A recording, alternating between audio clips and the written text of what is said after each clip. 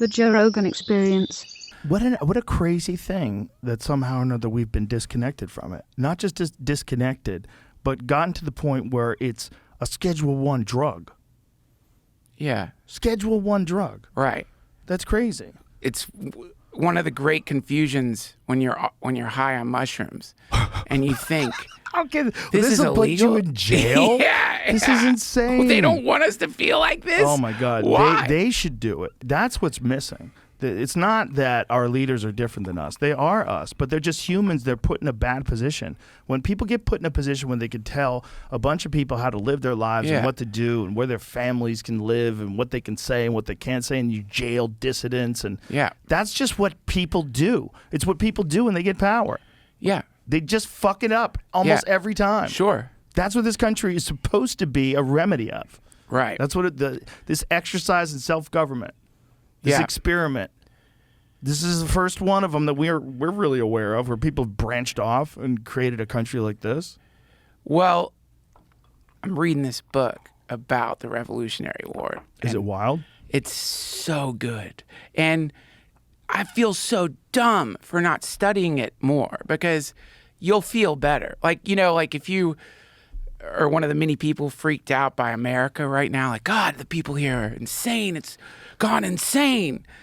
They're always like that. They were like, from the beginnings of the Revolutionary War, the colonists were like, these are like hardcore people who, a lot of them are trying to start a utopia. They're, hyper religious. Some of them are like the fucking Taliban. They're burning. I told you, they would burn Quakers. So, like, if you were a Quaker and you're already, like, running away because different religions used to be illegal, think about that. If you had the wrong religion, if you wouldn't confess that you thought, God was the only God or whatever, they could legally just set you on fire. Did you ever see all the things that happened to the people that signed the Declaration of Independence? No. What happened? See if you can find that. I'll pull it up because I read it in passing today, and I thought it'd be good to bring up and learn on the spot. Plus, I was too lazy to read the article. Wait, was it a curse or something? No, not a curse. Just they were fucking hunted down. Dude, being a bunch of shit happened to him. Isn't that correct? I gotta find a good place to get the info. That but should be... first thing I see says 5 of them were chased down by British. Wow. And now I can't really read this, so I'm going to find that would be the best video game. See if you can get a good source. But I was reading about it today. I was like, I got to bring this up with Duncan, and we'll find out what it's about. Because it's a given, we think, that they wrote it down and everything was jolly. No, they were hunted down. Sure. These people, they were fucking... People wanted them dead. Yeah. Like, what the fuck are you doing? You're going to leave? Start your own... The fuck you are. Yeah. Yeah. It wasn't as simple as like, look at this amazing thing we just wrote, and now we're out. See ya. Been real. No, we control you. We fucking control you.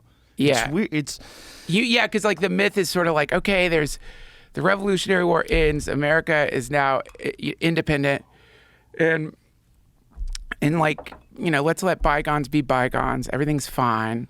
But no, I mean, there are people who are loyalists. Obviously, there are people in the colonies who were completely loyal to the king. I think Ben Franklin's relationship with his kid got completely ruined because his kid was like a loyalist, and so people, like, families were getting all fucked up, and like, of course, right?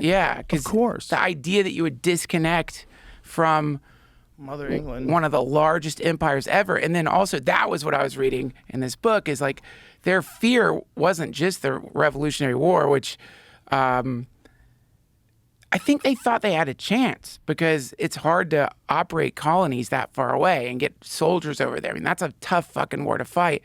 But they were worried more, what happens if we win, and now who's protecting us from all the other countries? That's what they were worried about, is like, without the protection of the throne, you're just a sitting fucking duck. A brand new country, could potentially easily be taken over. Yeah. So they're worried about that. Such a small population. Yeah, small population of very, very tough people.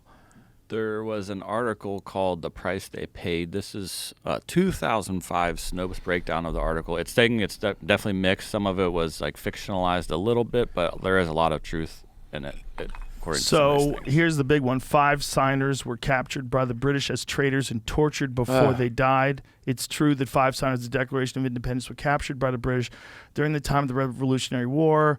However, none of them died while a prisoner, and 4 of them were taken into custody not because they were considered traitors due to the status as signatories to that document, but because they were captured as prisoners of war while actively engaged in military operations against the British. That seems like 12 had their homes ransacked and burned. yeah, but the way they're saying that, it's like that's exactly why that's bullshit. That's a bullshit answer. Right. you 100% are going after them because they signed that Yeah, shit. You're sure. using the excuse that, they took arms against the British, that they're war criminals. 12 had their homes ransacked and burned. 2 lost their sons serving in the Revolutionary Army. Another had 2 sons captured. Ugh. 9 of 56 fought and died from wounds or hardships. So is all this stuff true? That's it's a very long article about each Yeah. breakdown. Each Seems like there's a little bit of fuckery, but it's not always the case with history. There's always like a little fuckery.